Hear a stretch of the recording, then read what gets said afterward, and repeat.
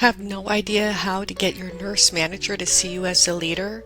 I'm going to share with you 7 ways that you can showcase yourself as a leader. That's definitely helped me. Hi, I'm Nurse Tracy of Resiliency Within, and if you haven't subscribed yet, please do so and click that notification bell so you can know when I put out another video on nurse burnout. You don't need a formal title to be seen as a leader in your unit or department. And as you and I know, bedside nurses are the front lines and true leaders in how we do patient care. Here's how you can demonstrate leadership qualities in your current role. Tip number 1, excel in your clinical skills. Be the go-to person for specific procedures or techniques. Seek out opportunities to learn and develop your expertise. For me, it was working with the wound care department, and I was able to become the go-to wound care expert in any unit that I work in, even now until this day. So maybe it's something like working with the wound care team once a week, or spending a day with them to learn how they address wounds, because let's face it, there's always going to be wounds, and there's always going to be wounds that are difficult to heal. Maybe it's to spend the day with the PIC nurse and then learn all that you can about IV skills. Maybe in your organization you have a trauma helicopter and you can go on a ride-along with them, and that will help you learn more efficient and quick, rapid assessment skills. Another place where I became a champion was a sepsis champion. I learned all that I could about the hospital protocol on sepsis, and then I asked my manager if it's possible to give a talk to the staff about these protocols and demonstrate critical thinking. I know we always say nursing is all about critical thinking, and that as new nurses, you know that you're a new nurse because about this magical 6-month time is where you're going to magically have all these critical thinking skills. So if you see a potential problem and you're able to put your critical thinking cap on and advocate for some interventions with the physician, be sure to highlight that with your manager. Make sure that they know the wonderful things that you do, because oftentimes managers aren't aware of the valuable care that you deliver and the things that you've turned around on a patient, and let them know, hey, I saved this patient from a rapid response. I was able to intervene and get the patient to a higher level of care, knowing the signs and symptoms of whatever condition you might be talking about. So sometimes we have to learn how to pat ourselves on our back and let our manager know of the things that we did. Tip number 2, being a team player and a mentor. Always offer support and help to your fellow colleagues. I did this a lot, especially when I was a new nurse. Even though I had a hard time keeping up with my assignment, I knew that it was important to offer help to the nurses around me. Like, hey, I'm caught up now. Is there something I can help you with? Do you need help turning someone? Do you need me to go grab something for one of your patients? Sometimes it could even be, hey, I'm going to page Dr. So-and-so.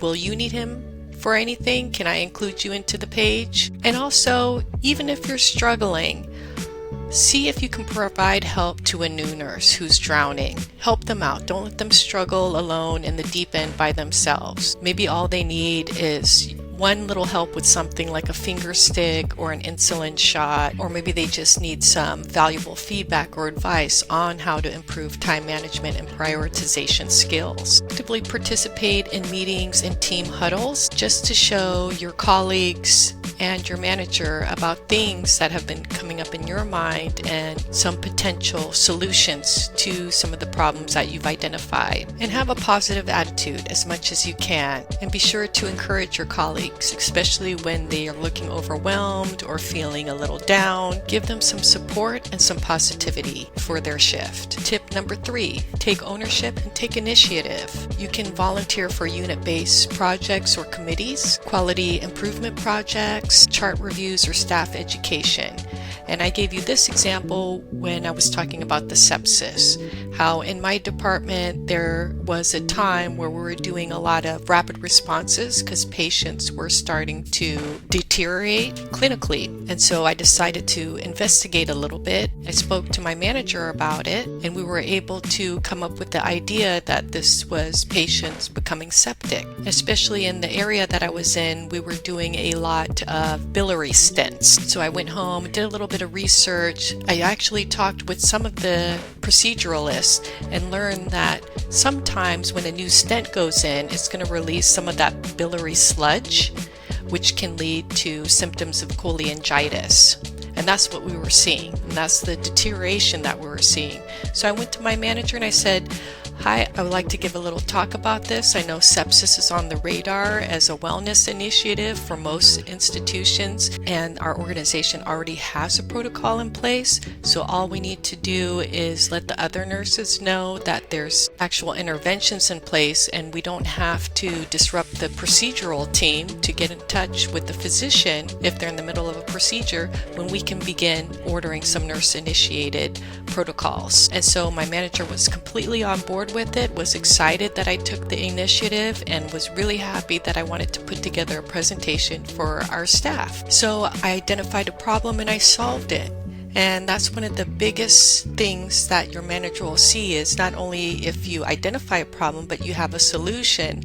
That makes their job easier. And when we make their job easier, then it makes all the nurses' jobs easier in the long run. And this is also being part of being a change agent. Don't be afraid to take the initiative, to ask questions, to do some investigations, do some poking around on the internet, see what kind of nationwide patient care initiatives there are, and see how you can plug those into your unit to provide education and change. If this is resonating with you, please hit that like button. And what are some ways that you were able to get seen as a leader in your unit? Please share with us below so we can all learn from one another. Tip number 4, communicate effectively.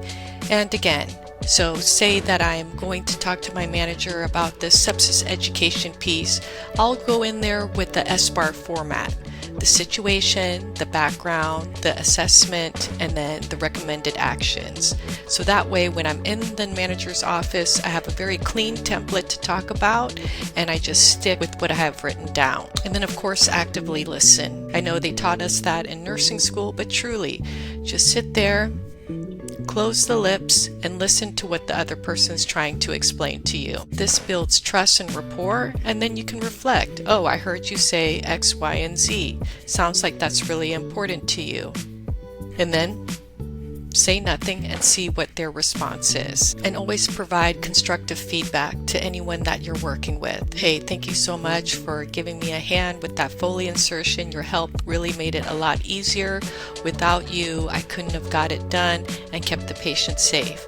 Some real simple stuff like that, because oftentimes we work tirelessly, we work without being thanked, and it's important to thank one another each time throughout the day for showing up, for being there, for being present, and for being part of a team. Tip number 5, demonstrate leadership qualities. You can do this by being a role model, asking to take on nursing students, having a professional attitude, not speaking negatively about others, and be the example that you want to see in the world. Be accountable for any mistakes or missteps that were made. Acknowledge, yes, I didn't chart the response to pain after I gave the pain medication in 1 hour. I will definitely do this for my next few patients, because I know these metrics are important to our unit. And be adaptable, always be willing to change. In the hospital environment, things are going to change. Sometimes there's going to be some mass casualty incident, and we have to be flexible with how the unit moves or behaves or where beds are going to go. So instead of kind of arguing and fighting and resisting what decisions are coming down the pipeline, just go along with the flow, stay in the present moment, and just stay with the patients that are assigned with you, and give them the best possible care while giving yourself the breaks that you deserve and the grace that you deserve. Number 6, take opportunities to grow. So always think about ways that you can grow your nursing skills. Is there a class or a course that you've always been interested in and you'd like to take? Go ahead and take that. See what your hospital organization offers for additional courses.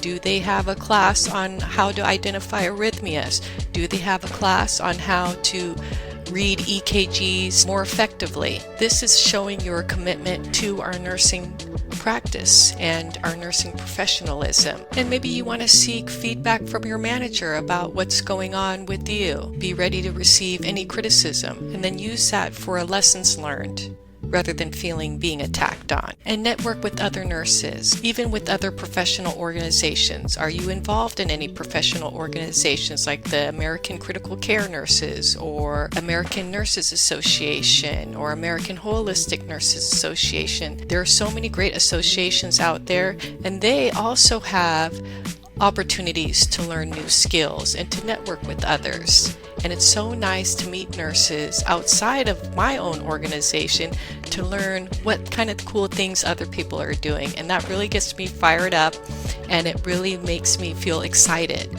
for the world of nursing. In fact, the American Nurses Association even has the ability to be mentored or to be a mentor. So if in your own organization there's no opportunity to be mentored, but you'd like to have a mentor, maybe try the American Nurses Association. They always will have openings for this type of opportunity, and it will help you grow your skills. I know it did for me. And lastly, number 7, keep documenting your achievements. Have a portfolio, have a folder in your laptop where you can place all the skills that you're building, all the certifications that you're building in one place, so that way you're on the ready in case you wanted to change a position or apply for a new opportunity. You have all this easily in a folder. By consistently demonstrating any of these skills that we've talked about today will showcase you as a leader to your nurse manager, regardless of your title. Your nurse manager will recognize your contributions and see you as a valuable asset to the team. And remember, leadership is about influence, how you influence others, influence yourself and your patients. It is not just a position. Go to the description box below and grab my Beyond the Bedside, Unleashing Your Leadership Potential cheat sheet. It has what we talked about here and more. And be sure to check out the next video, how to relieve foot pain from standing all day. So that way when you can come home, you can give your feet a break and give them some nourishing TLC. See you on the next video.